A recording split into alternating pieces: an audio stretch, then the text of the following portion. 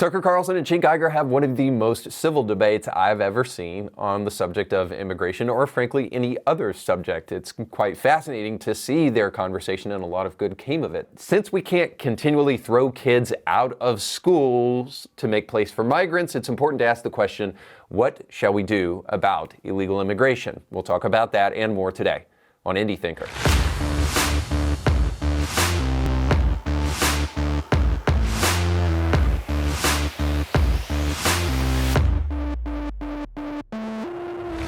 Welcome to the show. Don't forget to like, share, and subscribe. And don't forget that you can give taxable donations to help support the work of Indie Thinker. And you're not only supporting this show and the multiple other shows we have here at Indie Thinker, but you're also supporting a future documentary that we are right now in the process of producing called Fatherless.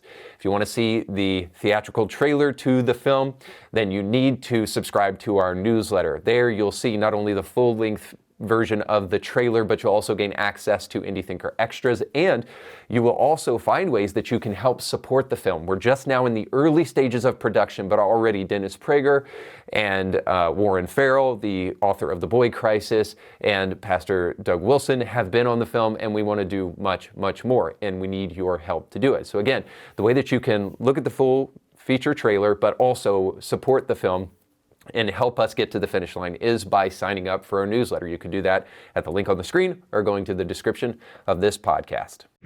John Lennon's song Imagine was a hit in the 70s with a group of people who would rather spit on soldiers coming back from Vietnam than to actually contemplate the morality of doing such a thing. These geniuses only cared about the mysteries of the universe, man, after a blunt and a couple too many drinks.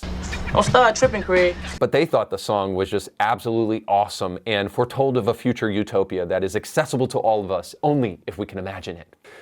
They heard in the song that there would be no hell below us, but they failed to ask the question, where would hell relocate to? Well, Lennon has the answer. In his Imagine, hell would be on Earth.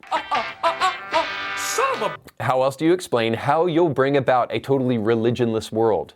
What about the people who refuse to apostatize and they want to maintain their faith? What do you do with those people? Well, let your imagination go wild and you probably get the answer. What happens to people in John Lennon's make-believe world? How do we bring about a world with no country and no borders? What happens in this one world government? Well, imagine hell on earth and you'll be close. For those who care to occupy yourselves with more substantial thinking, I want to introduce you today to a unique and interesting conversation about immigration at a time where America is really desperately needing to solve this issue. So here's Cenk Uyghur and Tucker Carlson having a surprisingly polite debate on the subject of immigration.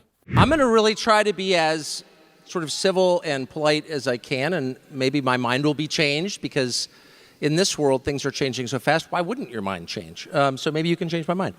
I would say on the question of this group of migrants coming north, the one that came 3 months ago coming north, the 22 million who are currently living here illegally, it's all sort of species of the same question, which is the first question. I mean, there are many questions, and one of them is, how do you help other people? And a lot of smart people run NGOs are thinking about that in Washington, and some are doing a good job, others are not.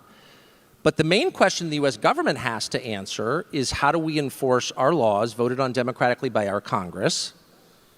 And how do we protect our people, the people to whom we have really the only duty that we have, right? I mean, the purpose of the government is to protect you and to help you. And again, I'm a Christian, and I think I'm a person of not particularly good faith, but decent faith, okay? So I'm always sort of for helping people, but the government's job is to represent the voters and enforce the laws that they sent their representatives to Washington to pass. And that's kind of all their job is, actually. So our law says that you need permission to come into this country, and that is the law of every country that is a country. And without that, you're sort of not a country. So, I mean, you could ask the obvious question, which is, there are an awful lot of poor people around the world. Does everyone have a right to come here and go on Medicaid? I don't know. I mean, if you think so, let's, speak slowly so I can understand, and let's talk it through. And tell me why. Where does that obligation come from exactly? Is it written in the Constitution? Is it in the Bible? What exactly are you saying? But you're not hearing that. Instead, you're hearing an awful lot of the kind of moral bullying that has come to characterize all of our political conversations, where the person you're debating, in this case I'm debating, begins with the presumption of I'm a better person than you. I care more deeply for these people than you do, and if you were a good person, you would agree with me. Well, I mean, that's a theological debate. And I reserve a huge part of Sundays for those. But that's not really a public policy debate. There isn't much of a public policy debate here. Our laws are as they are, and if you want to change them, send representatives to Washington and do that, and maybe we're about to see that happen. But there's a massive cost to any government saying, because of political pressure, temporary political pressure, we're going to ignore our own laws. Then why can't I ignore the law? I pay way more taxes than I feel like paying. There are all kinds of things that I would like to ignore. Anyway, so I'm not really sure what the debate is, to be totally blunt with you, other than the virtue debate, which is not interesting. Let's go to Cenk here. Yeah. All right, so let's break it down. And backstage, we had far too much agreement, so let's break that up. So first of all, on the caravan, I feel like Fox News from time to time touches on it, but overall misleads. And I'll tell you why, Tucker. It makes it sound like the caravan's going to come in and bust through a gate of some sort and then go ravaging in the country. Well, the reality is the reason they're in a caravan is because they're seeking asylum. So if they wanted to sneak into the country, they wouldn't do it in a giant caravan. So, and so when you're talking about the laws, there are also laws in place on how to seek asylum. And that is exactly what they're following. So that caravan actually, in a way, should be celebrated because they are not going to cross the border illegally. They are going to go to a port where you ask for asylum. Now, Donald Trump is suggesting that we should reject asylum out of hand without talking to people. Now, that is not the law, and that is not the American way. And so... And Tucker, I don't want you to take this the wrong way. I'm not trying to compare you or Fox News or anybody to this. I'm just giving an extreme example of what happens when you don't listen to people. So we've done that in the past. In the 1930s and 40s, Jews came here on boats asking for asylum, and we sent them back. And one particular ship that came to Florida that was sent back, 25% of those people were murdered in a concentration camp. And God knows what happened to the other 75%. There's sometimes a good reason to hear them out. And what we're asking for is something very simple, and that is within the law, hear them out. It's not too much to ask for. Okay, so the conversation thus far has been really respectful and very interesting. Both people arguing that we have an obligation to people here. Now, Tucker's saying that because we have an obligation to existing Americans, we must have strong borders. And Cenk saying because we have an obligation to people, including immigrants, we must allow people to be heard with their asylum-seeking claims. Now, here's what I would say about that. Sure, 100%. If you have a legitimate asylum claim, then you should be heard. Around Christmas every single year, the deconstructionist, the progressive Christian, comes out of the woodwork to claim that Jesus was a refugee. And if you truly love Jesus, and if you're a real Christian, then you just should believe in open borders, obviously. Yes, Jesus had to flee to Egypt as a Jew in order to flee Herod because Jesus had a legitimate asylum claim. If you got a dude in your country who's trying to kill your family and all children who are 2 years old and younger, you've got a legitimate asylum claim. You need to come to the border in America and we will take care of you. The question is it a legitimate asylum claim just because you want a better job? Now, this is where progressives will bring up the Statue of Liberty, bring me your huddled masses, your poor, and we'll take care of them here in America. Well, that was at a time when America was really industrialized and we needed extra labor. Now we're experiencing a society that has large social safety nets that can easily be overheated, and we're also experiencing the beginning stages of a worker crisis where more and more technology is going to replace people. And you have to ask yourself, what are the implications of that? Tucker has been really good about this thus far. He believes, as he should, that elected representatives have the obligation to represent their constituency. And yes, our immigration policy definitely wants to represent immigrants that are coming to this country and migrants that are coming here to work. It needs to represent them and hear them out as well. But it is doing that, but it's also doing something that is very problematic. It is allowing too many people to come with a false sense of hope, which I think is actually devastating for people. So the humanitarian left loves to talk about large social safety nets, how they believe in free lunch and all these things. And we believe in taking care of people, but very often they take care of people in ways that don't humanize them and don't help them actually come out of poverty, which is something that you can do in America. They create social safety nets that make people dependent upon the government, which actually doesn't help people in the long run. And I say that to just say this, that if you are bringing people to this country and you are promising them things that ultimately you can't give them because you are taxing the systems that are in place to a high level, like is happening in New York City, where you're having to kick people out of school and put immigrants in those schools because you don't have enough place to house them, that is not any way to truly treat people. So if you are a true humanitarian, I think it's very clear that you'll believe in strong borders that help process people in a way that doesn't make false promises. So I think that's what Tucker's been arguing thus far, and it's really compelling as far as I can see. But let's hear them kind of hash out the debate a little bit further. But I would say, look, if I have one criticism of Americans is they haven't traveled enough. And I know you have traveled a lot, and one thing you learn when you travel is there are a lot of really hurting parts of the world. So nothing that is happening in Guatemala right now, or Honduras or Salvador, is unique to those countries, or even to Central America, Latin America, or even this hemisphere. That kind of thing is happening all over the world, where for a bunch of different reasons, most of them political, millions upon millions, billions in fact, of people are suffering and desperate. And of course, my heart goes out to all of them. The question is, what duty does the U.S. government have to them? And I would argue it doesn't have a duty to them, okay? It has a duty to its own people. Now that's not, again, I think people of goodwill have a lot they can do to help those people, okay? I do think that. But the government is something very different. And I would also argue that there is a cost to this, a cost that the left used to recognize. It was once obvious. So if you let people in from poor countries willing to work for less, your wages fall, particularly at the bottom end, among your most vulnerable. This was axiomatic on the left for 100 years. All of our anti-immigration laws were the result of lobbying from organized labor, from Democrats, because they had a responsibility to their people. And Republicans, management, the people who owned the fruit companies, who hired the pickers, were totally for unrestrained immigration, legal and illegal, because it made their labor costs lower.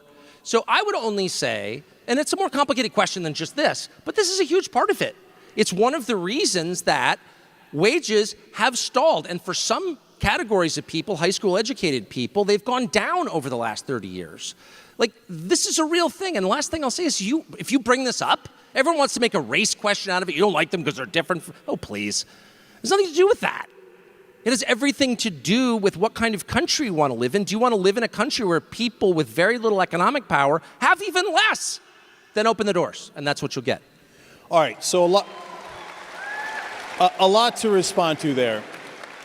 So let's break it down one by one. First of all, this is a country, and this is not a cliche, it's true, this is a country made of immigrants. I'm an immigrant, and I came in a legal way, and I think immigrants have built this country, whether they were Italian, Irish, Chinese, Jewish, and Mexican. Yes, they have built this country. And so I think that is a great value to the country. In fact, there is demagoguery about how immigrants keep taking from us. But the reality is, and every study shows this, since a lot of the undocumented immigrants pay into Social Security and Medicare as part of the payroll taxes, but never get it out, they actually put more taxes into the system than they take out of the system. And you remember a while back when there was I'll just call them an actor on The View, one of the ladies there, that said the real reason that they want Mexicans to come into the country? And if you kick every Latino out of this country, then who is going to be cleaning your toilet, Donald Trump? Whoops, let that one slip. We need people to clean our toilet. That's why we need them here. So the question at this point in time in the debate is this: have migrants been a net positive or a net negative? Are they draining the system? Are they laboring the system to the point where it's going to overheat and eventually collapse? Are we doing good by migrants, putting them in that position in the first place to actually make promises to them that we can't actually make good on? And more importantly, this is an important argument that I think Tucker is making, is that you disenfranchise Americans who are already in the country and the wages that they may potentially earn by importing cheap labor. Now, I think this is very interesting because people like Cenk are the ones who are always talking about corporatist and talking about workers' rights and workers of the world unite and all those kind of things. Him and Anna on the Young Turks are constantly talking about the rights of workers and making sure that people are treated fairly, and those in upper level positions making sure they pay their fair share. Well, it's odd and oddly hypocritical that now they seem to not really care about the American worker and how importing cheap labor may incentivize those in corporate positions to actually pay people less than otherwise they would have. It takes away the bargaining power of the American citizen to argue for a higher wage if you import cheap labor. This is essentially what Tucker's been arguing. And again, if you push aside the virtue debate, I think this is an interesting conversation to have. How does it disenfranchise others? We'll hear a little bit more about this in one final clip. Economics is not magic. Importing millions of poor people, every one of them a good person, I'm willing to assume, doesn't make you richer. So the rest of us have a right to have that conversation. That's all I'm saying. Don't shut it down with racist, please. But Tucker, let me follow up on that. So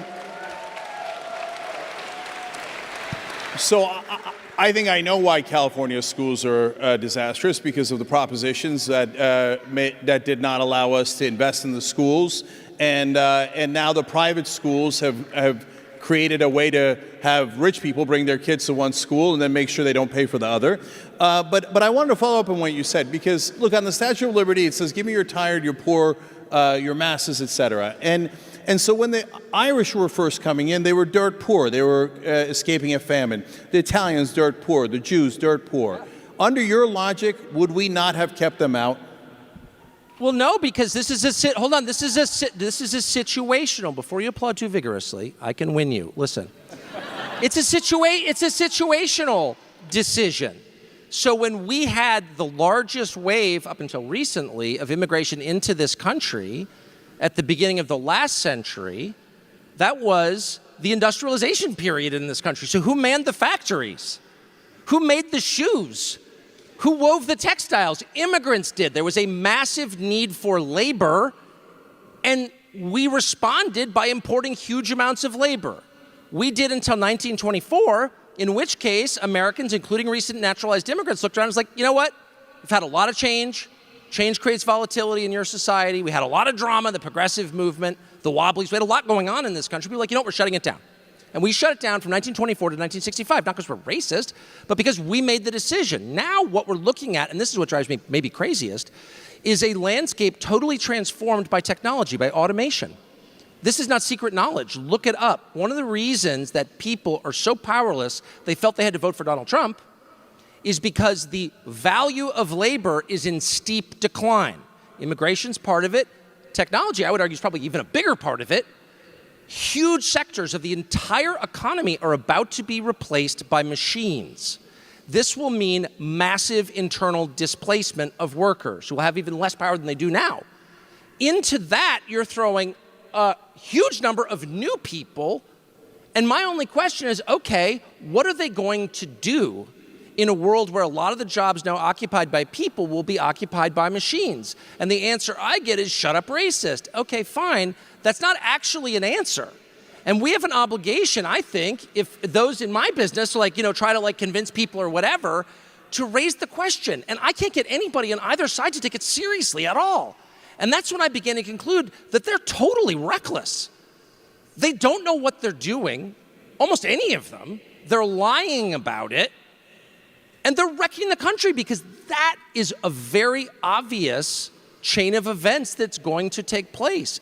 All right, so here's the question. Is Tucker being racist, or is he asking a very legitimate question? I think they've talked about this throughout the debate. If immigration should be fixed, if we're making promises to people that we can't actually really keep up with, if an asylum claim is being used just to secure higher wages, is that legitimate? All of these questions and more beg the question for a deep conversation on these matters. But Democrats have the habit of just trying to shut the conversation down. And when they do so, it only leaves us asking why. And then we get things like, well, demographic change is what you're really afraid of. Well, and then there's a legitimate question there. Like, what is the purpose of demographic change exactly? I mean, if we reverse the roles here and we just said, hey, we want less black people in the NBA, so we're going to import some more white people there, like, you should have a problem with that. And it's the same thing true here. It's not that we have a problem with difference and diversity of skin color here in America. It's that if you're after demographic change, you're going to have to argue why demographic change just in and of itself is worthwhile. And of course, you get the racist label if you even ask the question. But it's one that deserves to be asked, because more importantly, underneath all of this, Republicans like myself and conservatives have a sinking suspicion that what the Democrats are actually after is not humanitarianism, is not taking care of people, not securing great wages for people, but actually they're after something else. They're after producing a voter bloc that can help them, because they feel if they can import a whole new, group of voters into the United States and then give them a bunch of social welfare programs that help these people, that then they will be more likely to vote for Democrats in the future. Now, that may be a kind of like psyop that you have questions about, but that is the point at the end of the day. We should be able to ask questions about it. And those questions aren't answered when Joe Biden does what he just recently did. The numbers at the border have been strangely decreasing, and we just found out, and multiple news outlets reported, that Biden went to the president of Mexico and is willing to give him money, among other things, to try to help lower the immigration numbers. A report says this: in a press conference on Friday, Lopez Obrador called on the U.S. to approve a plan that would deploy $20 billion to Latin America and Caribbean countries, because we're not giving enough to the Ukraine already. Then suspend the U.S. blockade of Cuba, remove all sanctions against Venezuela, and grant at least 10 million Hispanics living in the U.S. the right to remain and work legally.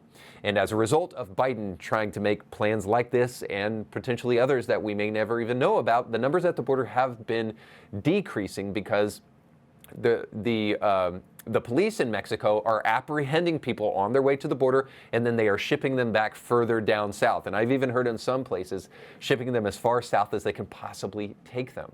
Now, why? On the heels of an election, as Biden is being hammered for what he's done at the border, is he now taking action to do what he could have done in the first place? Just for optics, just so he can import the amount of people that he wants to, so that he can potentially legalize them and then get them to vote for him? I mean, all of these questions and more arise from the fact that the border can be controlled at any point in time whenever our elected officials want to actually get about doing what they're supposed to be doing. And so it raises legitimate questions. And there are questions that deserve answers. I hope you're asking them, and I hope you're thinking critically about them. I'd love to hear what you think about them down in the comment section below. That's all the time we have for today. Thanks so much for watching. Don't forget to like, share, and subscribe. But most importantly, go with God.